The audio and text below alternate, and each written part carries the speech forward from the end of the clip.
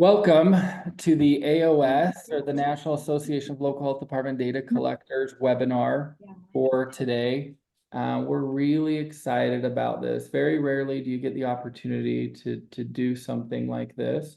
This webinar is going to be focusing in on the ability, let me pull this up real quick, using law to advance for and defend public health by Marcia Mansaray. We're really excited about this opportunity. For those that don't know, Marcia has sat on our AOS board, not from the beginning, but very close, and is our oldest AOS member still in local health today. If you could imagine the turnover and the change, the radical change that we had going through the pandemic and the many, many people that have left local public health, we had a lot. And at the beginning of AOS, Marcia was pivotal in very many board decisions, very scary things. In fact, when we were really small, she had the courage and the fortitude to really support AOS in a moment that was very difficult as we transitioned from our first provider of software to our second. And many times we would call her or others and say, what do you think about this? Or what do you think about that? And what do we do? And her wisdom was incredible. She went through a lot this pandemic and was featured in the New York Times. If anyone didn't get a chance to read that article, I would. But without further ado, we're going to allow her to go through a presentation of what she learned and what skills AOS and non-AOS members alike could take away from that. And if you could, please, as you go through this, if you have any questions or chat, the second half of the portion is going to be a Q&A to kind of go through and ask those questions. So without further ado, Marcia, the floor. Hello, everybody. I wish we were all like in a room together and I could say, raise your hand if you're from Kentucky or, see where you're all from. Are you from local public health or state public health? And actually it could be fun to just be like in a pub or something, or a coffee shop having a chat. So thank you for being here today. My last day is Friday, and I am retiring from 2 decades here in local public health and a career there. So it feels, the last 4 years have been difficult, as Jacob said, and so it feels like I'm about to do an autopsy on my career for you. And what killed it or whatever, but it's not killed. We'll go into that. But yeah, so it gives me a unique opportunity to be very frank with you and to answer any question that you have as I go through this. I'm going to screen share, which I probably should have practiced ahead of time. There we go.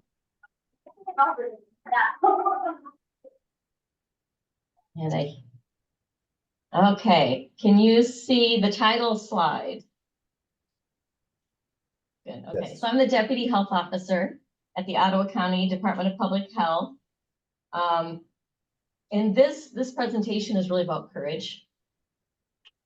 Many health officials and leaders, like Jake said, have left the field, at least 50% over the last 5 years. I know in Michigan, we lost 1/3 of our health officers during COVID. So this is kind of a story of public health leaders who stayed and who use the law and every other possible means to fight back, to protect the public's health, to protect their community from a governing body that became entirely hostile to the public health department, not to the rest of the departments they oversaw, but to the public health department. Okay. So let me orient you. I'm coming from a perspective of Michigan. So the mitten state, right? And so if you put your hand up, you can see where Ottawa County is. It's that red county right on the shores of Lake Michigan. I live in Holland, so that should give you a clue as to the background of the immigrants who settled here. So you can see the actual real Dutch windmill from the Netherlands there. We've got about 300,000 residents. It's largely white, although one town, Holland itself, has about 25% Hispanic. So we are a changing community, and that is difficult for people. It's disruptive for some people. And we've seen that come through with COVID. We're the fastest growing county in Michigan, though, and have been for over a decade. We're governed by an 11-member board of commissioners. 10 of them are Republicans, 1 is a Democrat. We do not have a board of health. So for single county local health departments in Michigan, a board of health is optional, and it serves as an advisory board. And it's very useful in helping to communicate with the community and build relationships and allies in the community and get that work done. Now, if you're a district health department, meaning multiple counties, form the health department, then there is a mandatory board of health made up of commissioners from all of the different counties. And then just statutorily, I want you to understand the organization of local health departments here in Michigan. As I understand it, in the US, you basically have 2 different broad ways of organizing public health within a state. So you can have a centralized structure where the state health department basically runs the public health operations for the whole state, and they have sort of satellite offices that are local, but they're under the state. For Michigan, it's not that way. We're a decentralized structure. So we have a state health department, but we also have local health departments. LHD is what you'll see on the screen there. And those local health departments are very independent. They basically are supreme decision makers, have the powers and duties for their jurisdiction. So within the boundaries or borders of Ottawa County, which is where I am, the local health department makes the decisions. If we have something happen that goes beyond our borders, then the state may come in and kind of help facilitate a multi-county situation. So things got kind of difficult with COVID, and so we'll talk about that. That was not just multi-county, right? I mean, COVID was an interesting deal. So our statute, the Public Health Code, was last amended in 1978. It requires a health officer, and that health officer has specific criteria that they have to meet. It can be flexible. They have some different variations, but they have to meet state criteria. The health officer is established by the health code as the one who administers the health department. There is also a local board of commissioners who are the local governing entity, and they have to appoint the health officer. Now, the health officer position is not an elected official, it's an appointed official. They have to be approved by the state also. So they get appointed by the local board, but that appointment has to be approved by the state. And then there's sort of like a Supreme Court judge is a kind of a thing that's closest in my mind. They can stay as long as they want, basically. They can retire out, they can take a job somewhere else, they could die, or they can be terminated, but very rarely and only for specific reasons. And I list them here because they're listed in the statutes for commissioners and the statute for the Public Health Code. So incompetence in executing their duties, like they absolutely can't do their duties anymore. Willful or habitual negligence or official misconduct. So that's the 3 things. It also states clearly that the board's authority can't interfere with the health officer's authority and vice versa. We can't interfere with what they have authority over. And we found out that's really not clear. Like where those boundaries are is not known and has never been tested before. So this kind of started in 2020 in the pandemic, which was like the best cool kind of situation in one way, because we've all been trained for this. If you're in public health, you've been going over plans and pandemic plans because it could maybe happen. And then it did, and it was historic in bad ways and in good ways. The way we were able to respond and innovate and come together and all work in departments on one thing as an entire department is all pretty cool. But there was a lot of difficult stuff in it, right? So for us, oops, sorry, little chair for me. We had lawsuits. So everything went pretty well in the first few months in the state. was controlling pandemic orders and mitigation measures, which is fairly appropriate, right? We've got every single county affected, every single state is affected, almost every single country in the world is affected. But by the fall of 2020, when schooling began to resume for some of our schools, we began to get pushback. And you can see the lawsuit on the little left, there's a yellow highlight, and I was sued individually as a person and as in my capacity as deputy health officer in a federal lawsuit based on a claim that I had violated the First Amendment rights of a small Christian school. Their freedom of religion and their freedom of expression had been violated. It was really interesting. I got maybe 15 complaints about this school of 200 students, K through 12. And they were almost taking a stand to make a point, it felt like, because it didn't matter how many conversations I had with them, how many cease and desist orders I gave, they refused to follow the state's orders. And then eventually they ended up with an outbreak that they were hiding, a COVID-19 outbreak that they hid. And we got tipped off. We had a lot of anonymous phone calls. People were super scared that were calling me. They wouldn't give their name. If they would send me an email, the email, I could try to reply to it and it would be gone. It didn't exist anymore. So I could tell that this was an unusual situation. So we went to federal court. They lost. The court ruled in our favor, but then they appealed. In 2021, we ended up in state court. At this time, the state of Michigan had stopped giving pandemic orders. They weren't doing anything, but I mean, if you've been through COVID-19, and most of you have, I think, all of you should have if you lived anywhere in the world, it became difficult for states to do what they needed to do, and they were all doing different things. And by 2021, our governor stopped, feeling it was politically not feasible because there was a divided legislature and they couldn't get any funding through. So that made it up to the 83 counties in Michigan and their local health departments with their health officers. Understanding, as I told you, that they do have authority for their county, but 83 counties doing 83 things is not a great idea. And so it got pretty confusing in Michigan. By the time we got to August of 2021, we're starting our second school year. And as public health professionals, we know how important school is.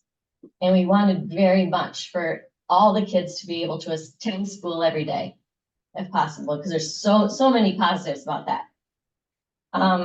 We agonized about what to do because Delta was happening. And we saw in the southern part of the United States, cases among kids accelerating and hospitalizations accelerating. It seemed to be moving north as schools started later in the north than it did in the south.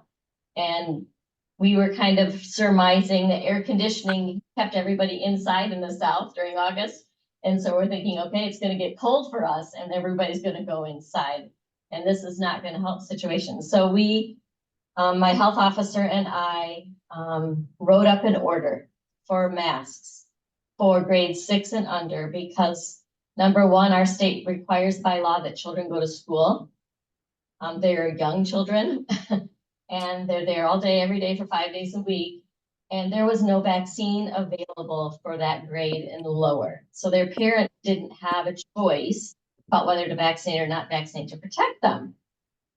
So we had one agonizing night as I went home and my health officer, Lisa, went home to think about the impact of the decision that we were about to make. Should we require masks for all school children and staff in grades 6 and under, or should we not? We knew that this was going to be politically divisive in a big way. We just didn't know how big. I honestly went home and cried. My husband thought I was doing yoga and then he heard me crying and he's like, what happened? Are you hurt? I'm like, no, I've got something I'm wrestling with. And so in the morning we came together and we both had come to the same conclusion, that we needed to do the right thing because we have authority and duty And to not make a decision is a decision, right? So deciding not to do something, we're just as liable for anything that happens to our community because we knew we had data and we had ability and responsibility and we didn't act, or we could act and take the consequences of that. And for both of us, we felt like we couldn't live with ourselves. It felt like there'd be kind of blood on our hands if we didn't do something reasonable. And we felt that this was limited and reasonable, and it was time limited. As soon as the vaccine was available, the order went away, or if COVID cases went down, the order would go away.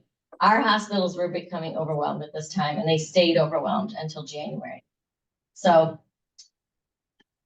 that was the beginning, and that was an important decision for me to say, you know what, I'm willing to sacrifice my job to do the thing that's right, because we're the only ones that can do it. There isn't anyone else in our county that can make that decision. So if we don't make it, nobody makes it. No judge can make it, the mayor can't make it, you know, anything like that. So it was a unique opportunity and difficulty.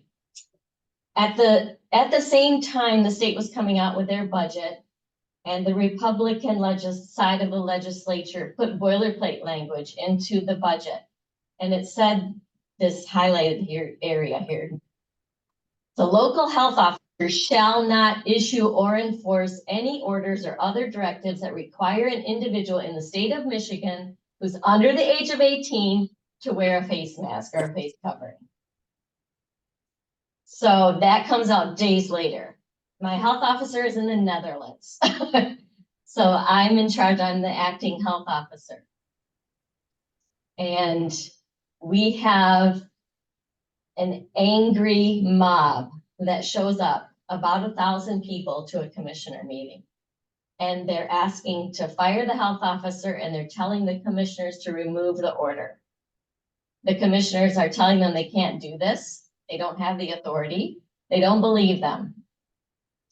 And I'm in a situation where I have to make the decision with all the other health officers in the state of Michigan. Am I going to take away this order because I might lose state funding? I was lucky. We had an in-house legal counsel who had been doing this for 40 years. And that man walked us through those lawsuits, and we won those. And we won the appeals to those lawsuits during COVID-19. I got to talk to him about this, and he said, this language is not tied to a budgetary number. There's no dollars tied to this. It looks just like what you're seeing here. He said, it's just bluffing. It's just them performing for their base. Nothing will happen. And so as we went around the 83 counties and everybody said what they were going to do with their mask order if they had one, so many said, I can't afford not to get the state funding. My counsel, I don't have one, or they're a law firm that doesn't have any public health experience. So I'm taking away my mask order because I can't have this department fold. And when it came to be my turn, I said, I'm standing. I'd already made the decision. I cried my cry. I was willing to lose my job.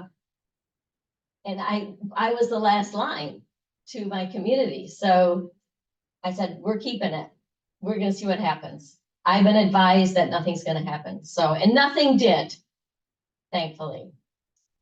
So, then we get into 22, and it's election year for us. We've got 11 commissioners. They all go up for re-election at the same time, which I really never thought about before. I'd been here for a long time. I'm thinking, what crazy system is this? Who does this? How did things get set up like this? So they're all up for election, and they have to do this every 2 years. And the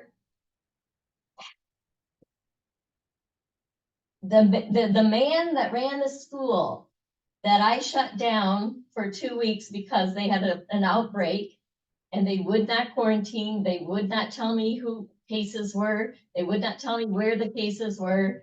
I begged and pleaded, let's narrow this quarantine down. If you work with us, we can do that. They refused.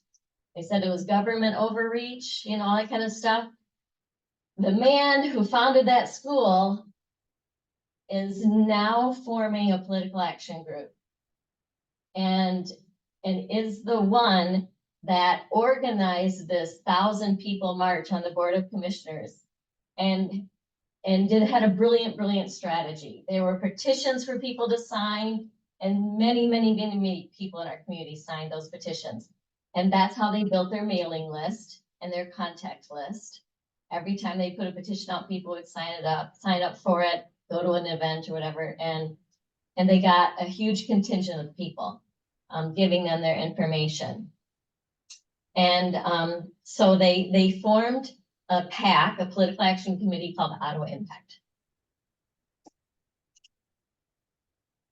And that was the beginning of the health department becoming a political football all through 2022. So all of us are civil servants, right? And we're professionals who have made a commitment to take care of our community's safety and health.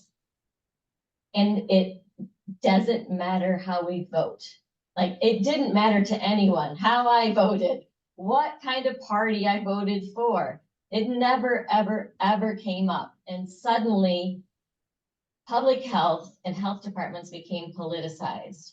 And we became the football that got thrown around. And they had brilliant tactics in doing it. And they used basically our website, and they organized around sexual health and a distortion of what we did around that. And they used those distortions to reach out to the Right to Life of Michigan, who believed them, did no investigation at all, and stripped Right to Life endorsements from the Republican commissioners. There were 10 of 11, remember? And they gave those Right to Life endorsements to all of these now people who are running for commissioner.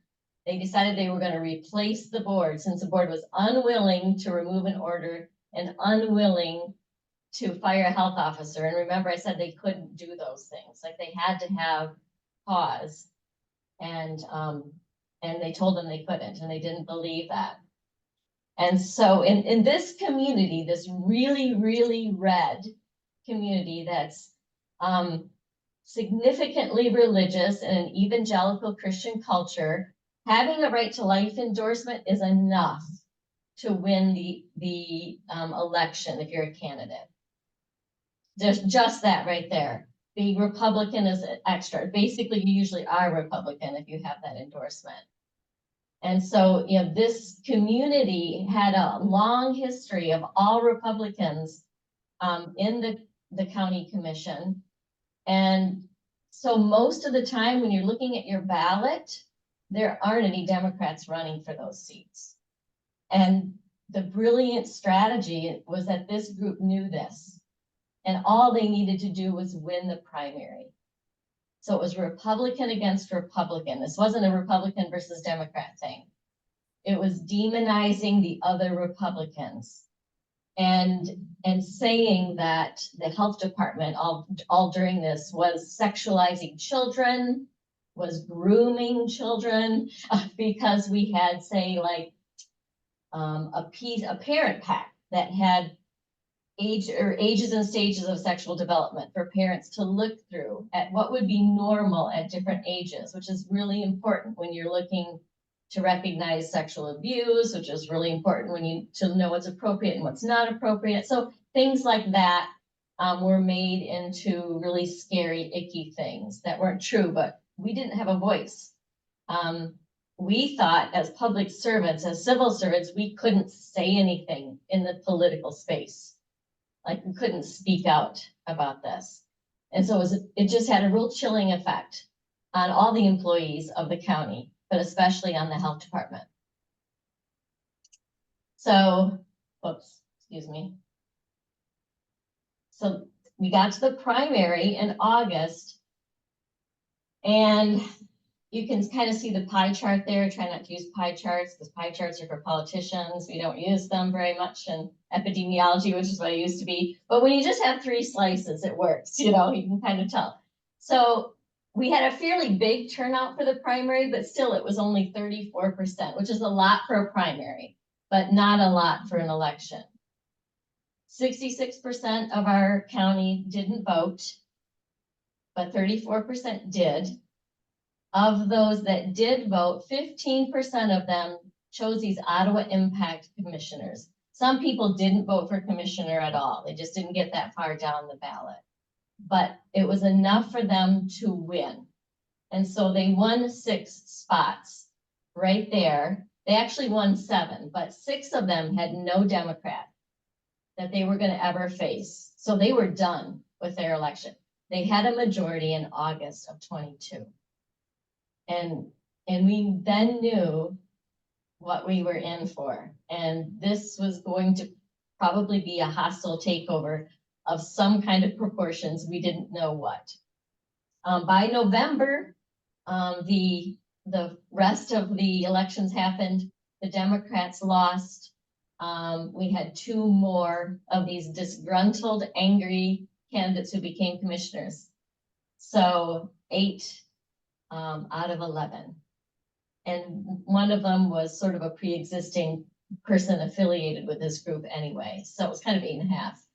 So it was a humongous majority.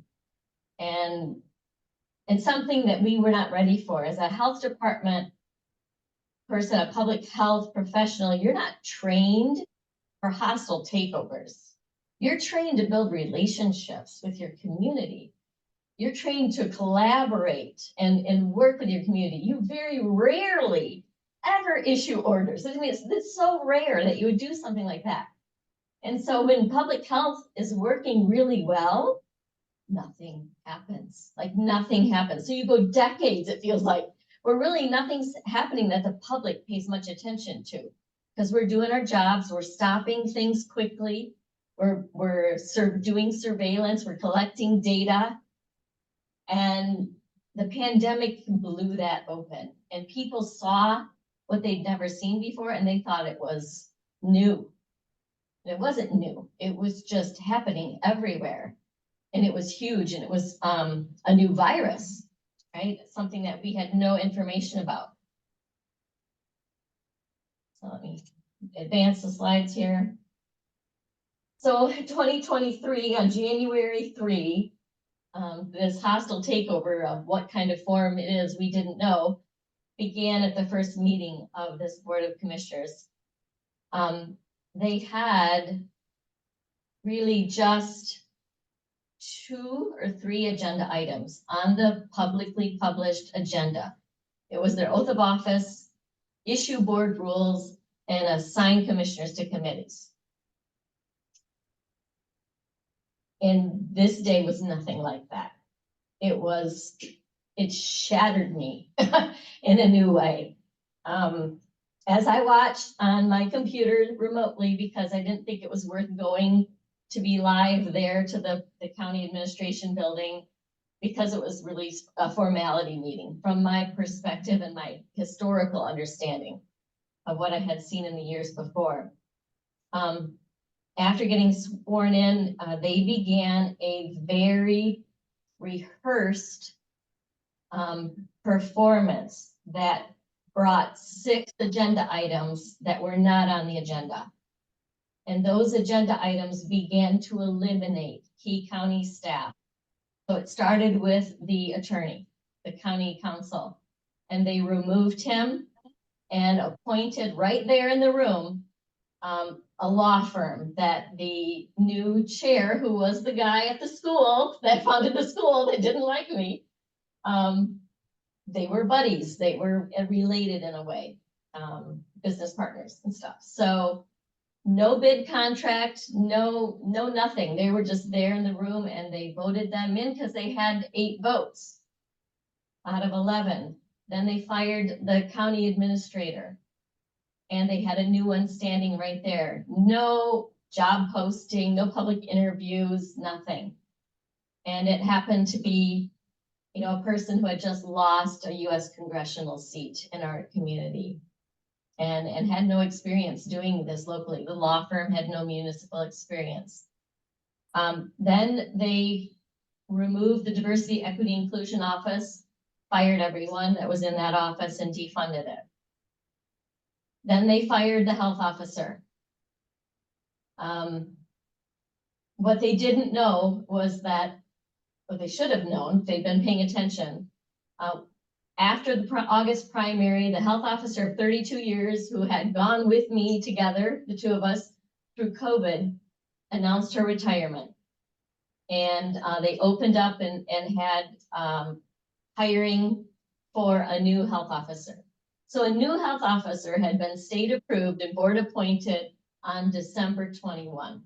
So they'd been in their seat about 2 weeks, and they're getting fired because they ran on a thing that said the board can hire the health officer, the board can fire the health officer. And that's what we're going to do. And then we're going to right size the health department. And so that was their campaign. These people that took away your rights, that interfered with your parental rights, that exhibited government overreach and didn't listen to us when we told them what we wanted, they're going to be gone, all of them. And the health officer is the shield for the health department. If the health officer goes down, then everybody goes down. They can fire anyone. But health officers there, they're the administrator of that department by state law. And they can't just step in and do that. The next thing they did was basically appoint a new health officer who was in the room.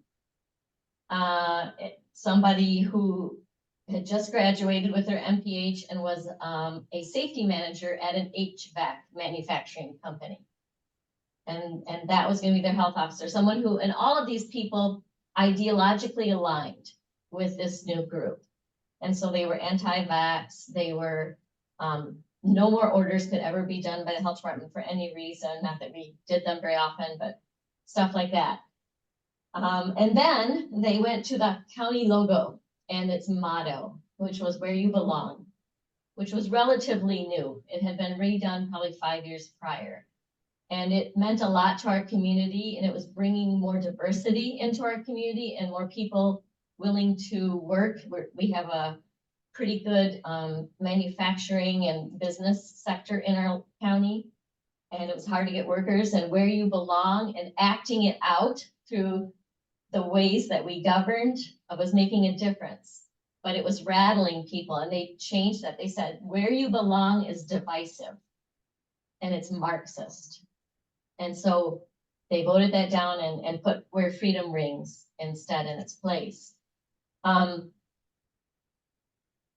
At the end of that day, they realized they couldn't actually fire the health officer right at that moment. And they demoted her instead to interim and still appointed that other health officer. So this was a massive violation of the Open Meetings Act.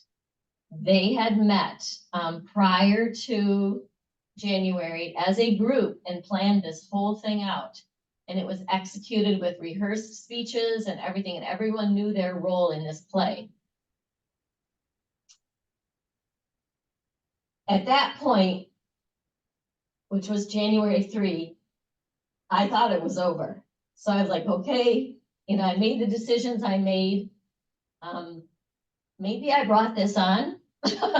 If I hadn't done what I did, would this have been different for everybody? So there was some guilt I had to work through there. And there was a lot of fear of, I'm so angry. This is so wrong. There's so many lies being told. This is not how you run a county. This is not how you hold a meeting. This is not transparent government work. There's so many violations on one day. I wanted to do something, but I didn't think that I could because I'd been hammered into me. You don't politicize public health. You educate. You educate, you educate, you educate. But you don't tell politicians how to vote and all that kind of stuff. So I held my tongue until February 12th. And then two things happened on February 12th. One was I wrote a letter to the editor of the local newspaper, and I said what I thought about what was happening, and you can kind of read it there, saying, "I thought my position as a nonpartisan public servant prevented me from speaking out, but I'm an Ottawa County resident, and I have a voice, and I'm going to use it to praise what is good and call out what is not." And I went through this letter. I also got on a plane for Florida that day so that I would be like out of the state. And I didn't know that my health officer, who'd been demoted to interim filed a lawsuit that came out that day as well. And so those two things happened.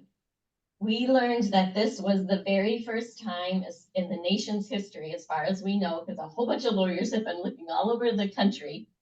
NACHO has been in helping us and the Network for Public Health Law, and they couldn't find a case when the local health officers sued the local governing entity, their local governing entity. And so this was going to establish case law for the very first time. And it suddenly became real to us that we had a really sobering responsibility here. We had an opportunity to clarify the proper duties of local public health departments and state health departments and their local governing entities and where those boundaries are. And we knew we needed to do this, like we needed to hold on. So it was kind of like being in the army, you know, and having to keep going. But this is why I got a good lawyer. We both got a good lawyer, and it ended up being the same person, and we didn't realize it at first. But a woman who lives in our community, who has children in our community, who's a civil rights attorney and an employment law expert, and she's brilliant, really, really brilliant. And she said, yes, you can speak up. We just need to be strategic about what you say and when you say it.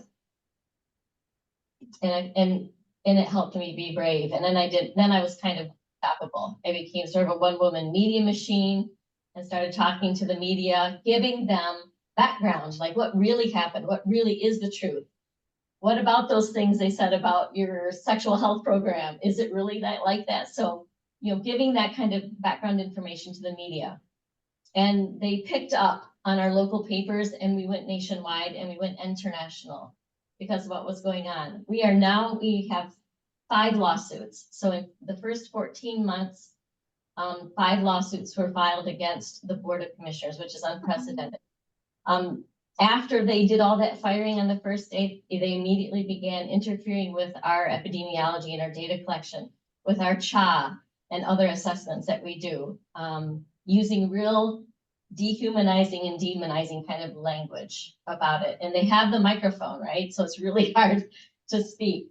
They slashed our budget, and then they started a hearing to terminate the health officer once they figured out they needed those 3 causes that I told you about in the beginning. So we went to court in March for the health officer hearing, and it dragged on all the way through 23. And in 2024, when it seemed really dark and it'd been waiting a year and there was no resolution, and the board was still very hostile, doing everything they could. Things seemed really dark, but we started to see a lot of silver linings to the situation that we were in. This time there was boilerplate language in the appropriations again, like the kind where they said, you know, before, if you have a mask, you're not going to get funded. This time they said, if you prohibit the use of funds to impede community access to government resources, you're not going to get funded. If you restrict or impede a marginalized community's access to government programs, you're not going to get funding. And it requires the local government to report on actions that attempt to restrict the duties of local health officers. And so we have been using that and relying on that to some degree. But here's a silver lining. This is my new health officer, and I committed to stay with her. I said, I am not going to interview for that position because that would be fatal to our community. I will stand with you, and I will tell you everything I know and what I've gone through, and we will do this together. And she gets recognized in the drive-through. She gets recognized at the grocery store. Everyone knows her name, and like, who knows the name of a health officer? I mean, they're so invisible. We could have spent $5 million on a PR campaign and not gotten this kind of community recognition. Our community did a public heart for public health, huge rally for us. All kinds of people have formed opposition groups. There's just all kinds of stuff going on. And so now we're in election season again. We had a successful recall on one of those commissioners. The CHA got through. We just rolled it out last week, and none of the commissioners showed up to hear the report. And Adeline Hambley, the health officer, settled. And so she remains in her position. The person they appointed never got to sit down in the office. And I am safe and everyone else in the health department is safe, though we have lost about half of our people. But we have a lot of new people that joined eyes open, knowing what's going on here. And they said, we want to be part of what you're doing. So we did not get to do what we thought we would do and settle case law, but we did have an impact, and a lot of people are running for office, and my retirement is leading me to state office so that I can fix these laws and hopefully help other states do the same. And so, like, this quote is so true. You know, a small group of really thoughtful, committed citizens can change the world, and they have here. Really, really in a big way. So we have 11 commissioner seats. We've got 33 people running.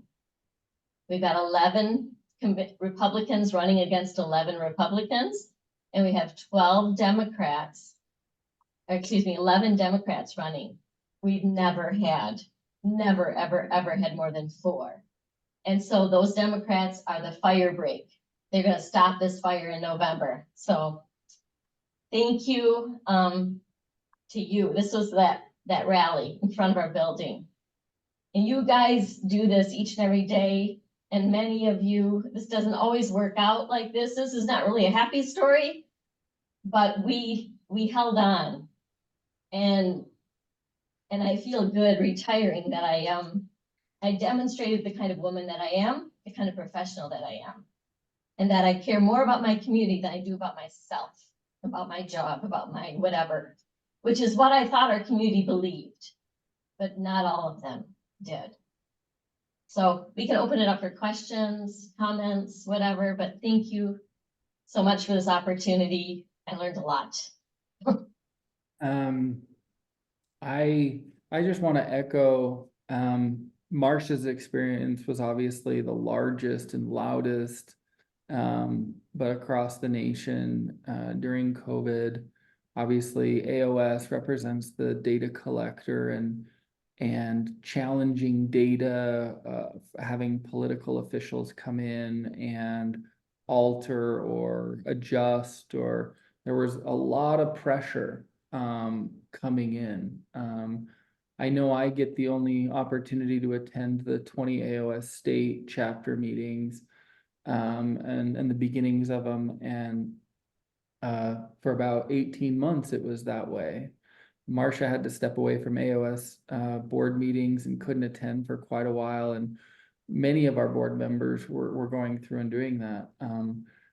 It's not really a question for Marcia, but it's actually more of the group. And one of the reasons why we will face this again. There will be something that will come up, and what backstops are there to protect the data collector or the person that really wants to push out the politics of left to right and just focus, like I loved what you said, just the data of like, hey, I'm a trained professional and I would like to, I loved how you said you went home and you based your decision and had to think it through and make a really tough call. What would you say the future is? I mean, what protections, because I feel like we're very vulnerable without legislation or something that allows for that scientific independence. I don't know if anyone wants to make a comment. I don't know if that's a question. Well, the legislation that we have, I feel, was made for a moral people that didn't assume that something like this could happen, that you would have 8 out of 11, 100% aligned people, all with the same mission, not varying in any way from one another. Like there was no independence of mind or thought here. They were all accomplished, and they still are doing this. Now, though, we're down to 6. So, so that some of them left the group, and we lost one good commissioner who just couldn't do it anymore. We've lost 11 department heads in the county. It's been really, really hard. It's been traumatic. Every single day with these people is a new day and Well, write down your chat if there's any questions, or you can unmute yourself if anyone wants to speak up, or write them in the chat. And I'm gonna allow you to unmute and ask your question.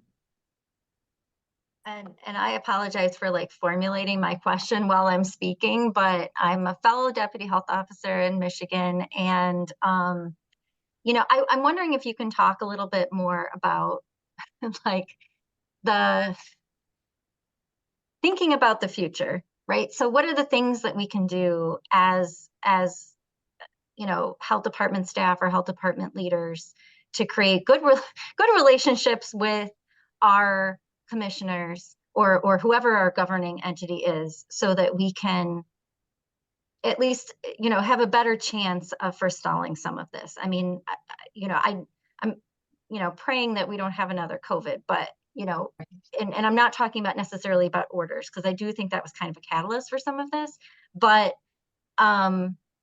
like we do some things that are still controversial all the time. We give out family planning. We, you know, we are out, you know, out there giving food to people, which I didn't think was used to be controversial, but apparently it's somehow Marxist to give people food now. yeah. So They cut that program. Yep. yeah, absolutely. And so, you know, first of all, I just wanted to say you and Adeline are both, you know, inspiration to the rest of us in Michigan. And we just kind of can't really even imagine how you have stood your ground, and it's been amazing to watch.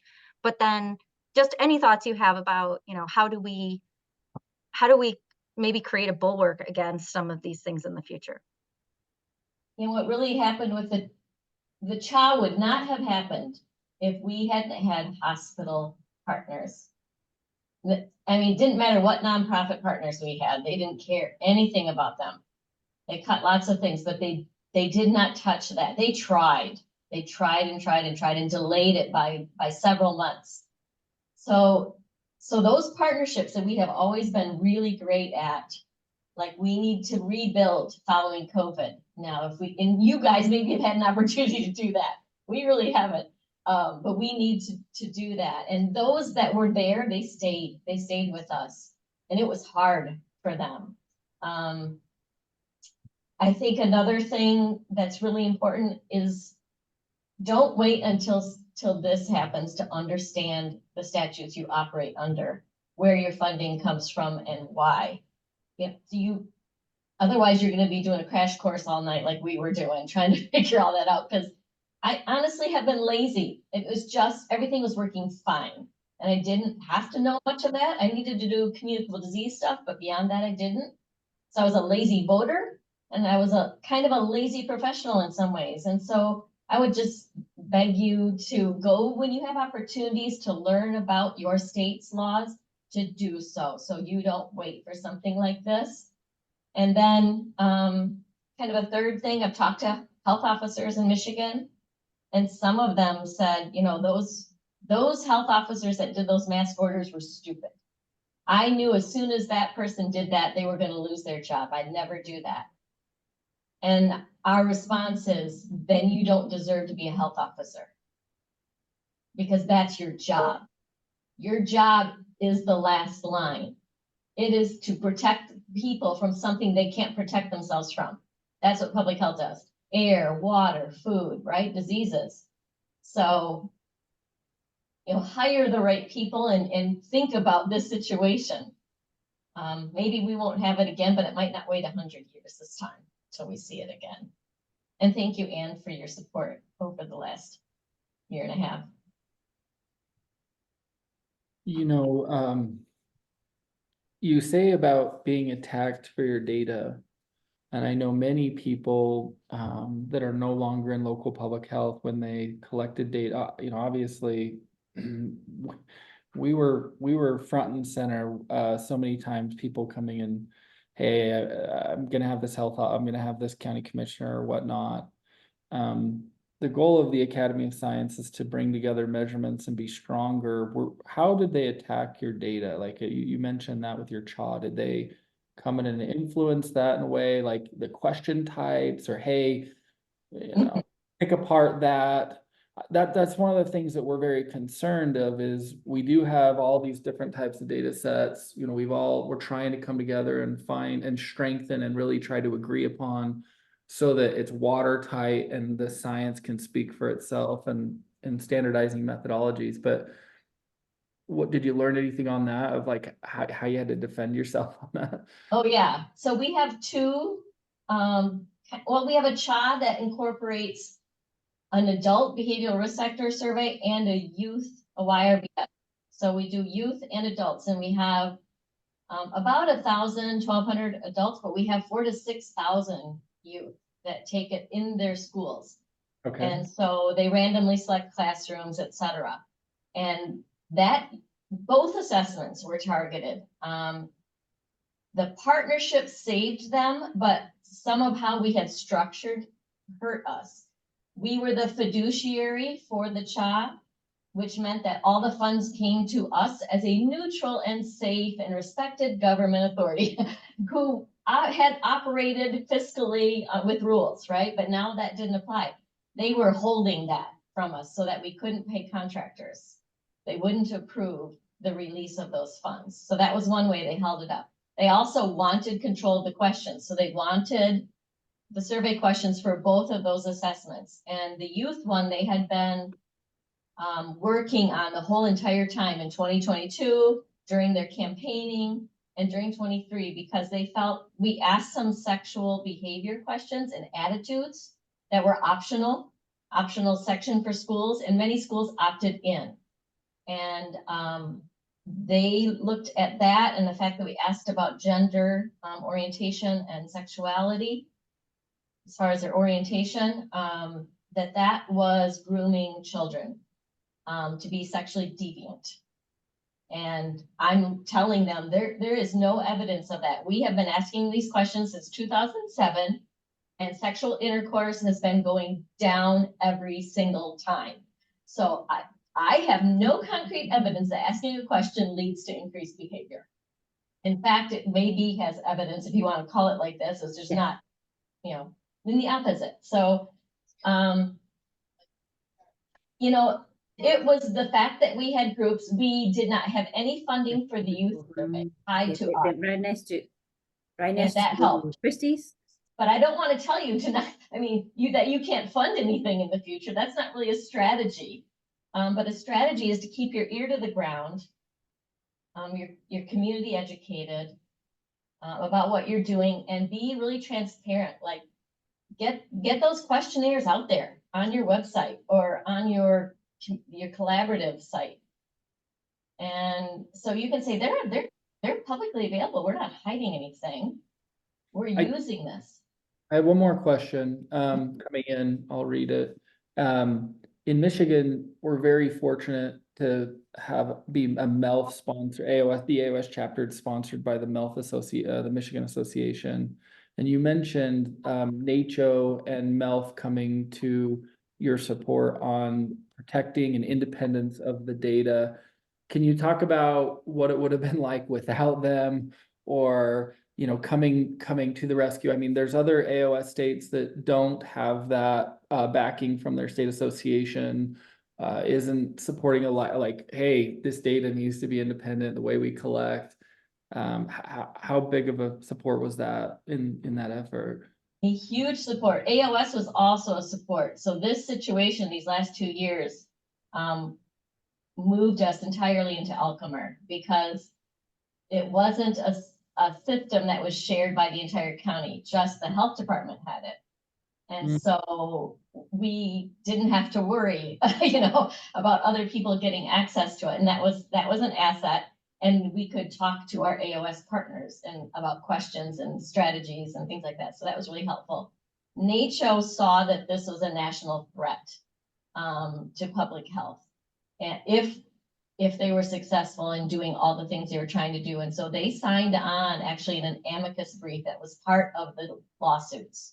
There was an Open Meetings Act lawsuit that involved public health code, and there was the one with the health officer being fired.